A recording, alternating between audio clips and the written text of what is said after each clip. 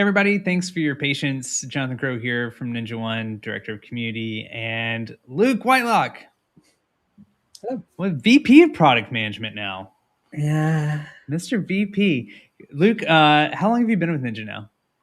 Nearly 4 years now. Man, time flies. 4 more Yeah. years for sure, at least. Thanks everybody for joining in. This was going to be part of our 14.0 release schedule for last week. Bumped it to today. This is one area that folks are always excited about, right? It addresses directly the amount of automations, how you're able to chain things together, really getting more and more power out of Ninja. So we're going to be talking about some updates to custom fields that rolled out with 14.0, which everyone should have access to now. That went through its process of going to Canada, to Europe, Australia, and finally North America last week. Everyone should have access. I guess one thing that we like to call out, now that Ninja has grown to include different products, different capabilities, whenever there's a major new feature update, there's a lot of new stuff. And so we like to, we of course will have our overview webinars with Jeff Hunter, which are fantastic. But then we like to dive in a little bit deeper into some specific things. And this is an example of one of those streams. So feel free to jump in the chat. Thanks everybody for saying hi. Let us know if you have questions. Let us know if you're in 14 and you're seeing things that you want to know more about, or if you're running into any issues. We always want to know. But one thing I just want to call out before I hand it off to Luke is, there are some things like on the backup side or MDM, vulnerability management. There's these additional things that if you want to get access to them, in some cases, there's an additional cost to them. In some cases, they're just kind of gated and you need to talk to your account manager. In this case, correct me if I'm wrong, Luke, but these are things that Luke's going to be showing that you have access to today. He may be giving us a sneak peek of 15.0 stuff, and that won't be the case. But anything that's 14.0 related, Luke, the stuff you're going to be showing, people will have access to right now. Is that right? Yep. So yeah, the first bits I'm going to be showing are all in 14. Everyone have access to now, and then I might give you some sneak peeks if we have time at the end for something we've got coming in 15. Awesome, very cool. Well, yeah, let's get right into it. What do you want to show us today? Cool. So the first thing I wanted to start out showing is how our custom fields work. Is we've had a whole bunch of different inheritance levels. So you've been able to set field values for a single field. You can define a field once and then set values throughout the organization, the location, an end user, or a device. So this means you can have like a setting on at your organization and then override at any of those other levels. Just mean you've got full control over exactly what value a device is going to see by the time it actually looks at the inheritance chain and gets to that device. So the first thing I want to show you is we've now added in a brand new inheritance level to go at the very top level, which is now a system level custom field. So what this means is you can set a default value for something. You could set like an installer key if you have it, a checkbox to say do something, and then override at any of these other levels, just to give you that full control and actually start to say, hey, I just want to set this value once. I don't want to have to set it for every single organization. I just want to have it be this default value for most organizations, but override it for like 2 organizations. So it should just save you a bunch of time there. So to get started, if you go into administration, you'll notice we now got system custom fields under the general section. So if we come into here, I can choose to add a new custom field, and let's just do a text custom field. And let's call this like an installer ID. So this could be for something like Huntress, where you have a single ID that you use across all your customers. You might have one where you want to override it, put it into a different tenant. And then if you come into inheritance here, you can see we've now got this new system level. Because I created it at the system level, it's ticked and forced on, but we can also enable it at any other level here. What I'm also going to do in the permissions here, I'm just going to check I've got all technicians and editable. I'll come talk a little bit more about permissions in a minute, but for now we'll set it to that. So if I create this new installer ID, this is going to be added to the default form for all these levels. So if we go to, let's go look at a device. If I come into a device, go to default fields and edit this, we should now have an installer ID here where I can come in, set the value for the device here. What I can also do is set it at the organization level and any of those other levels. If we come to the system dashboard here, there's something you should note. So if I come in, I'm logged in as a sysadmin now. I've got edit permissions on that field. So because I'm a sysadmin, I can edit it. But if we go to let me just move over to a technician account. So in here, I'm now logged in as a technician. I'm just going to refresh this to make sure it's picked up that field. And if we go to the default field here and try to edit it, you see I haven't got any ability to edit this. Even though it's set to all technicians to edit, at the system level, we've actually introduced an additional permission for this. So I'm going to go back into my sysadmin account now. Let me show you that permission. So if we go into administration and accounts and technician roles, I've got my standard technicians, which is set up there. And if I come into my system permissions and scroll down here, if I actually enable it at the top, will probably help.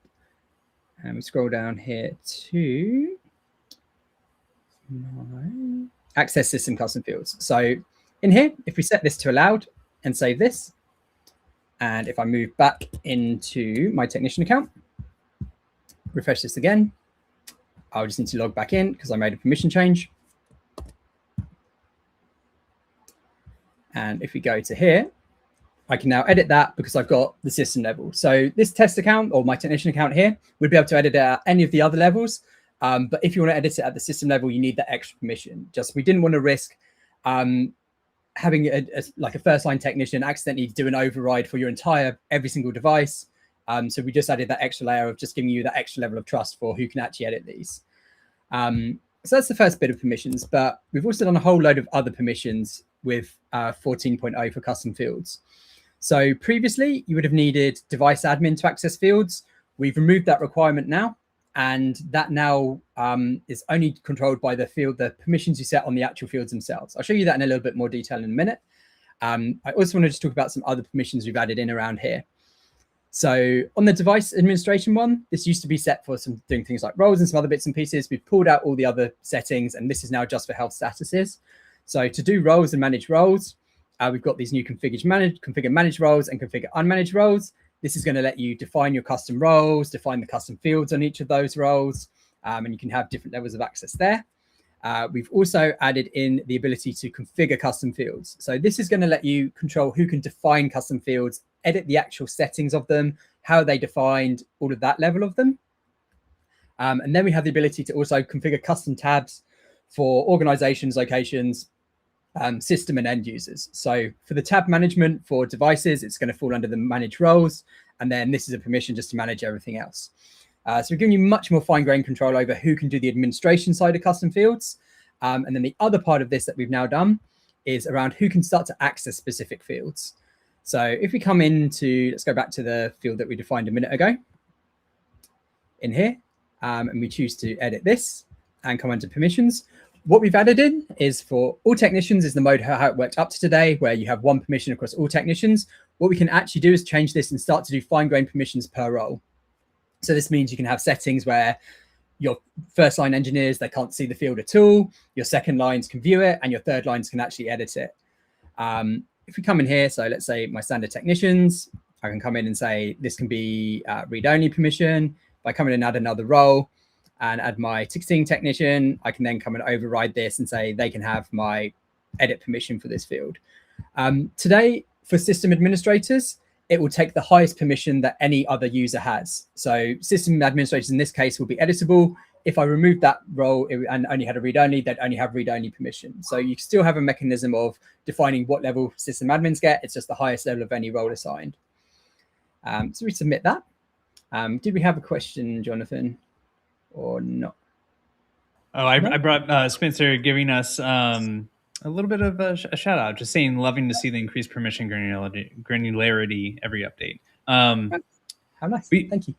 We do have one question. I mean, while we paused here, since I wasn't going to interrupt your flow, but since you did it, this is from Robert. Are the system custom fields accessible through the API? Spencer seems to say yes, but I think you can view them through the query endpoints. I don't think there's specific ones for setting them and accessing them just yet. I think we got them in 15 rather than 14. So they will be coming soon, but we didn't quite make 14 with the API for them. Gotcha. Some of these, I guess, if you just mind a little bit more of the detour here, the permission granularity, man, that's a hard word to say. Is this building towards something? Like, is this something that we've just been asked in terms of like, okay, you want to roll it out, being able to lock this stuff down, really fine tune, like, Is that just a general request, or is this kind of like gearing up or building towards something? This is, so we've got an overall, like, there's not a specific work stream for it, but everyone is working on improving permissions little by little. So this is something we've had on our backlog for a while now, trying to just give this, like, I've always wanted to have this fine-grained control because it makes custom fields so much more useful, where you can control the information people are seeing based on their work role. Because it's not just about the permissions of the information they're seeing, it's about making sure people only see the information that's actually relevant to them. So you don't get information overload. You can just have that fully customized view, which actually matches, hey, I'm just doing first line stuff. I don't need to know all this in-depth diagnostic details. It's going to make no sense to me. I just need the things I need to do for my actual role. So yeah, this is something that we wanted to do for a long time and finally got a chance to do it. And then, yeah, overall on the permission side, it's an ongoing effort. We're trying to add more granularity to permissions, giving more control over everything. So yeah, it will just be incremental over time. We'll just slowly improve that. It's interesting that it's not strictly just a security aspect, although that's certainly, a key factor. But you're kind of saying this is a good kind of like a productivity add-on too, like being able to like filter and not be, you can like remove some of the noise, I guess. Yeah, exactly. Like in some of my environments with custom fields, you have so many of them, you can never find the bit of information you need. Yeah. So it's like one reason why we added tabs is to deal with that, where you can just have one context. And this is just a further evolution of that, to really just make sure people see what they need to see. They don't need to see anything more. Very cool. Cool. Approval permissions, yes. This is currently an early access feature as part of ticketing right now. But approvals will be the version, this is the 15 version of it, where you can see them in app. In 14, we've got a version where you don't have the sidebar, but if you're using ticketing, you can ask your account manager to try those out too. All right. We've done it now. Everyone's saying, Spencer, let's see. Thanks for putting this, Spencer. Thanks for being on, as always. Under system custom fields, I see read write and read/write under API. Does that mean it's fully implemented or just placeholders? So the way custom fields work is that's just one setting on them. So if you look in custom fields, every custom field, no matter the level, they'll have the permissions for API on. The inheritance level is just another setting on that. So unfortunately, even though you have the permissions for API, there aren't any specific API endpoints for them, but you will still be able to see them in the inherited views. And if you use the query ones, I think you can specify the system scope there to at least view the values. But yeah, we have API endpoints coming from, I'm pretty sure it's in 15, but it might be in 16. I'm 90% sure it's in 15. Cool. All right, what else you got?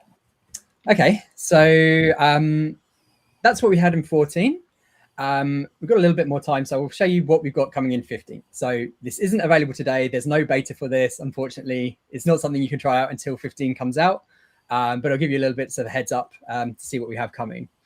So what we've introduced, let me go to a device, and let me go to, let's go to a role here.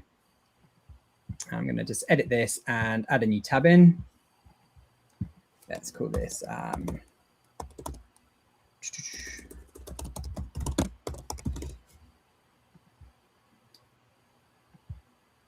okay, so what we've introduced is a new field type for custom fields. So we haven't added any new types in a little bit now, but not tabs. Let me add an actual field. So yeah, we've added a new field type. So we're calling this our health status field. So this is a field really meant to help you monitor and get alerted when you want to know a bit of information, if it's good or bad, or something which is actually like monitoring something important on a device where it's a good, an unhealthy, a healthy kind of option. So this first version, if we come in, I'm just going to call this example health status. Just leave it at device. Permissions can be editable for everyone. Let's go save that. So the trick behind this is it's actually a two-valued custom field. So if we come in and edit this here and choose to edit this, when we're going to add a value, first we need to set a health status. So these mirror the health statuses we've got in the rest of the application. So I can say this is like an unhealthy one. And then the trick to these fields is there's actually a second value to it, which is a reason. So in here, you can put the reason why it's unhealthy. So this could be a log message. It could be anything else. So it could be like an error message. It could be any bit of findings that you've got. If I could spell, it would kind of help. So if we add that in and save this. And so what we've now got here is the state, and we've also got the example error message. So this first version of them, we're just going to let it be display only. What the plan in the future is to give you an option in the advanced settings to actually let this affect device health. So you'd be able to say, hey, if this is unhealthy, I want to make my whole device unhealthy. And then you see it in your health status details and be able to get that quick view of like, oh, this is unhealthy because of this reason. So as an example of this, I did a quick script to look at some things around Cyber Essentials and populate some values there. So Cyber Essentials is a UK security framework. Just want to check a whole bunch of things like our passwords, like decently enforced, is the device up to date, that kind of stuff. So we come into here. I've made a saved report here, just looking at what's going on. So you can use these fields inside your device search, add them in and build a dashboard, save it as a report. And then in here, you can still access that reason. So you can get that real quick overview of, oh, this is unhealthy, and find out the why is it specifically unhealthy. Just to give you a really good quick overview of exactly, hey, something's wrong, why is it wrong? And just build up any dashboard you want around here. You can filter on these as well. So you can build a filter view saying, is it healthy or unhealthy? And you can also create conditions around them. So while we don't influence device health today, you can come in and add a condition like you would with any other custom field to say, hey, I do want to actually monitor this, raise an alert if it's unhealthy or anything but not healthy.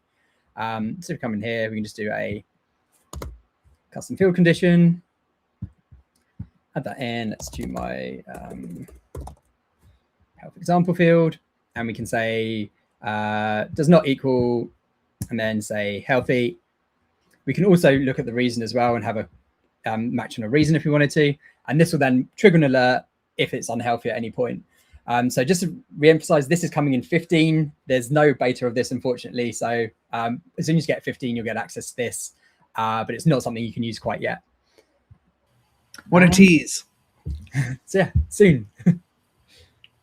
Well, great. Thanks, Luke. And let's open it up for some questions, comments, feedback. Now that folks have access to 14, they're seeing this. I mean, I know that there's a lot packed in there. I did post a link to, for anyone who's watching who hasn't really done much with custom fields or has missed some other webinars and articles around it. I posted a link to Getting Started doc, and then I'll also post a link in the comments or the description after this is over with a link to the 14.0 release notes so you can see everything that's included.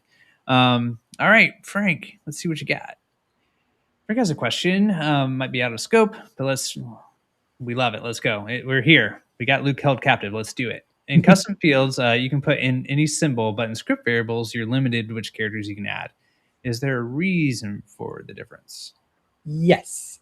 So it's to do with the way those fields can be set and passed down to a device. So with custom fields, we use our CLI tools, which means you can run the CLI tool, get the value back out, and put that into a variable. With our script variables, they're actually being passed in via the command line as you launch the script. So it means we're limited by what variables can be supported inside a command line versus what can just be supported running out as an output from our CLI tool. So that's the reason behind it. We're trying to look at ways to improve that, but that's the limitation today behind it. Thanks for that. It's cool to get like a little peek behind the curtain and hear about why things are the way they are.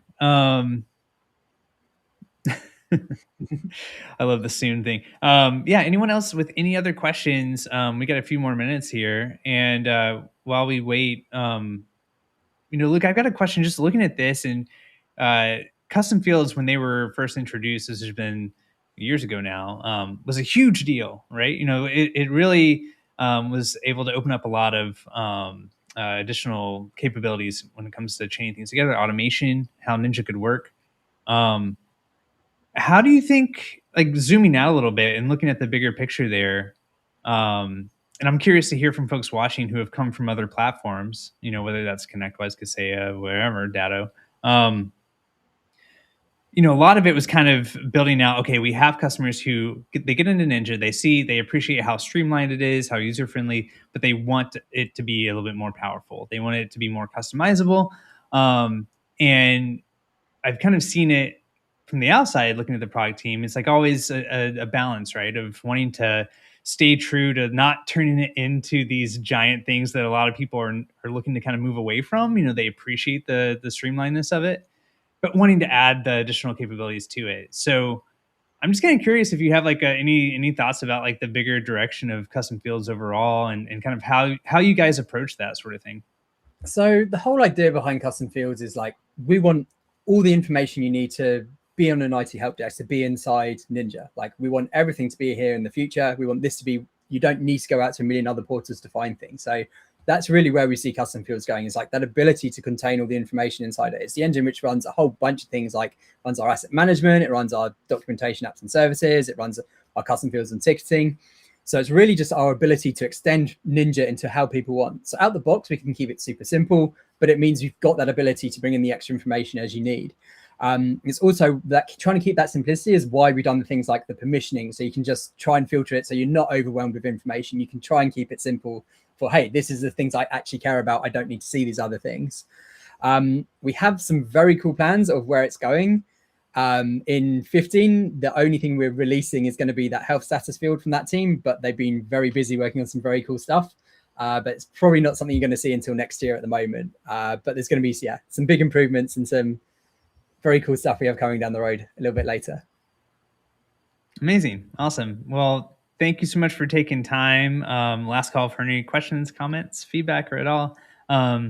You guys at the all these names that are very familiar to me now. Yeah, part of the community. It's such an important part of Ninja, and the feedback that we get is really how Luke and his team really build out Ninja. And so your feedback, your input, and all that, absolutely critical. If there's anything that I'm always super mindful of as as Ninja grows, and in terms of offerings and capabilities, all the things that are within Ninja. We have these releases. You guys have your day jobs and things don't stop. And we want to make sure that we're giving you all the information, making it super clear about what's new, what's available, and how to make the most of it. So if you have any feedback that way, or if you have any questions, you can always join the Discord. That's a great place to connect with other users, power users, the product team, and others, ninjas as well.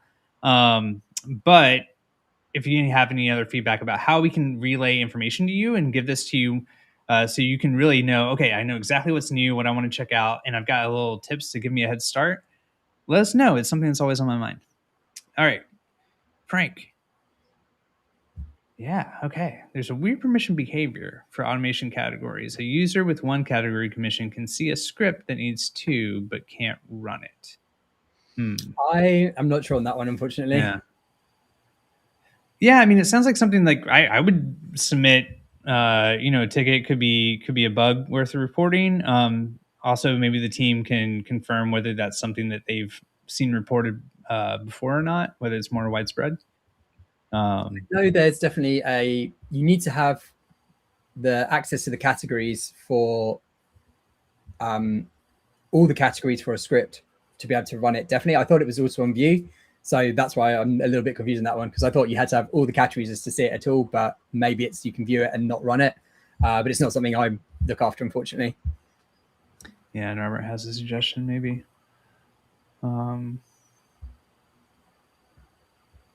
Expected behavior. Okay. Well, Frank, yeah, I mean, I'm going to make a note just to dive in and see what else we can learn there. And if we find something useful, I'll reach out and follow up. All right. Well, with that, Luke, always appreciate you taking time. You're super busy. Really appreciate it. I want to end on calling out one thing. If you all have enjoyed hearing from Luke and seeing him all these live streams, why not take the opportunity to see him in real life? He exists. He's a person. I can vouch for it. So we're having our first ever official conference. It's geared for MSPs, for anyone who is watching who's internal IT. We're going to be having some roadshows and doing some other fun things too for you guys. But MSP is really where we started out. We feel like we've really taken advantage of gone to all these other events and conferences, and we want to take our turn to play host, right? And so MSP Next is what we're calling our conference. It's October 27th through the 29th. We just posted the full agenda, and there's a ton of stuff that's going to be relevant to people who are using Ninja for sure, but not just for whether you're using Ninja or not. There's going to be some higher level stuff around how to navigate starting up an AI consultancy, whether that's something you should consider. Security aspects, more of like the growth and leadership side of an MSP, but there's going to be a lot of really cool technical stuff too. And there's going to be an opportunity to jump in, meet Luke. Luke's going to be helping to run some workshops. There's going to be a lot of hands-on training. We're going to be announcing some pretty big, cool new things. And so, yeah, check it out. I know that it's getting the resources and the time to be able to go to conferences can be tricky. We definitely want to help with that. So we're going to put together some here's how to make the case to leadership, to help you with that, to make the business case. And also, if you really want to come to this thing, but you're really just having a hard time figuring out how that can be possible, reach out to me. You can drop a comment here in this video, or if you remember the Discord, you can tag me. And I'd love to talk to you. I want to get as many people there as possible. Robert's going to be there. Spencer, I think you're going to be there too. Yeah, it's going to be a great time. I'm really looking forward to it. And I know Luke's excited too. Awesome. Well, thank you, everybody. That's it for this month's streams, considering we have one day left in the month. I can't believe it's August already, but we've got some cool things we're lining up for August, including a stream we're putting together around scripting within Ninja, and more information on that very soon. And Julius, just a shot on the way out, a shot across the bow on the way out. I respect it, and you're totally right. Reporting is something we never kind of shy away from. It's one of the areas that we've seen a clear need to improve on for a while now, and we actually hired a really great person who came from the MSP world named Kite Archer, who is owning that responsibility and has big things coming too. So hear you loud and clear. We definitely treat it with a lot of seriousness and priority, put resources behind it, and there's some really cool progress on the way. All right. Thank you once again, everybody, and we will see you in the near future. Have a great end of your week. Take care, everybody. Thanks, Luke.